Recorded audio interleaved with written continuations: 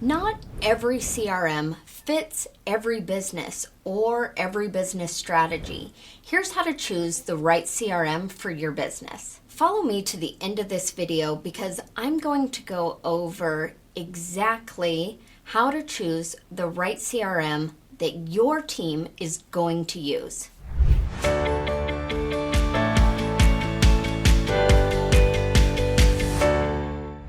Choosing the right CRM for your business is a pretty important decision. It's also one of the big things that a lot of business owners will talk to me about first before we start even mapping their customer journey. And that's where I usually need to stop people and explain the importance of first mapping out your customer journey. Knowing exactly what your business sells, the products, your sales pipeline process, and your marketing funnels is a key component to understanding the right tools and the right solutions for your business. Choosing software or choosing the right CRM for your business before we've clearly mapped out what your customer journey is very similar to choosing the tools and your cooking utensils that you're going to use before choosing your recipe or your ingredients. Look, we could make spaghetti in an oven. The problem is that it could end up taking significantly longer than it would by choosing first the right tools based off of the recipe and the ingredients that we have chosen. Once we have gone through and we've properly mapped out your customer journey, what we can do then is really better assess the different types of workflows that you're going to need. For example, are you going to need scheduling software? As another example, are you going to need a membership or a learning management platform? Are you going to need to build landing pages? Do we need to send emails? The answer to that is always yes. Yes, you are going to need to send emails. Do you need to send text messages? Do you need to be able to track your results based off of ads? Do your ads need to connect to your CRM? Do you need to be able to communicate with people via social media? All of these small little nuances are going to contribute to the amount of features and tools that we need to either look at purchasing or being able to integrate all together. So as we're assessing all of this, you can see now how integral that customer journey and then assessing the different types of workflows are going to be to matching to the best software and the best products for your business. The third major consideration that I always evaluate with a business as I am sitting down with them before I make any tech recommendations is, do you have a large team? Do you have a small team? Do you have people in different departments? Understanding how each department is going to utilize a CRM or any tech-related platform is going to be quite important before you choose a software. The other part to that is going to be your budget. What are you currently, if anything at all, spending on tech? Are there other platforms or other solutions that are perhaps more cost effective? Or if they are not more cost effective, are they more time effective for you? So as we're looking to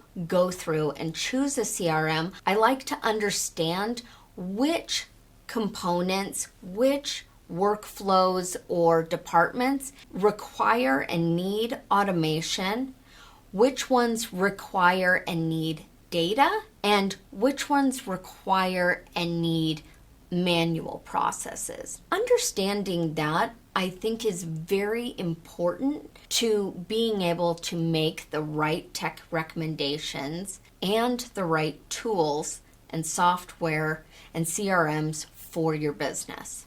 All right, so as you can see on this screen here, I've mapped out a potential customer journey for somebody.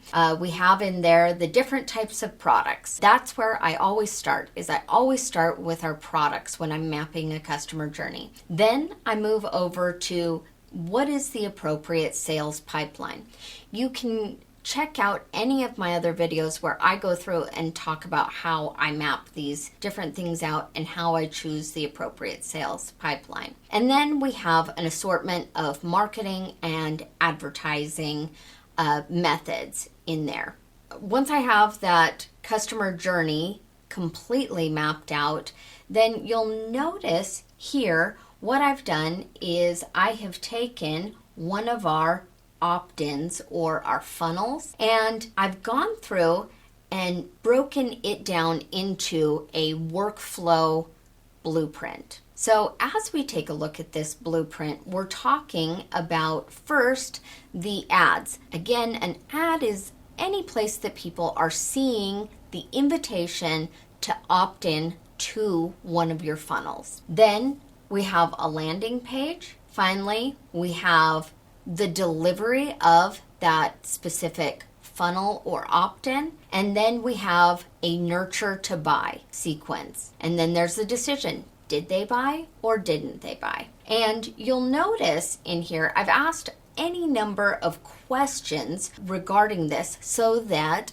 I can start to assess the tools and the resources that I'm going to need in order to launch a funnel like this. So you'll notice in this specific example, I have the different types of ads that I'm going to be running for this specific funnel. In this example, I'm going to be doing a set of podcasts. So I'm going to be pushing from the podcast directly over and into my invitation to opt into my funnel. I'm going to be sending referrals into this funnel. Then I will probably have a set of emails inviting people on my current list to see this specific funnel. And then we have social media and organic posting that I could be doing. Again, there are any number of places and types of advertising that you can do, but understanding the different methods